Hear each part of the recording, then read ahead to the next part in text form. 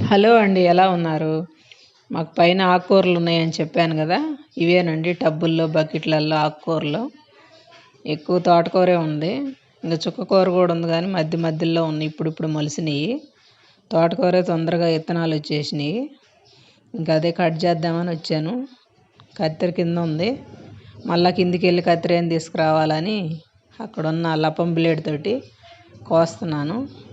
ఇంకేదో ఒకటి అన్నీ కోసేసి ముదురు అన్నీ ఇంక తీసుకెళ్ళి తోటకూర ఫ్రై చేయాలి. ఎక్కువ ఆకుకూరలే ఉన్నాయండి, వేరే కూరగాయలు ఏం లేవు, ఇంకేం పెట్టలేదు. ఇంక పైన అంత బరువు అయిపోయిద్దని మట్టి ఇంకేదో ఆకుకూరలు మట్టుకు వేసాము. తోటకూర అయితే వేయకుండానే విత్తనాలు అవి పడి వస్తూ ఉంటుంది.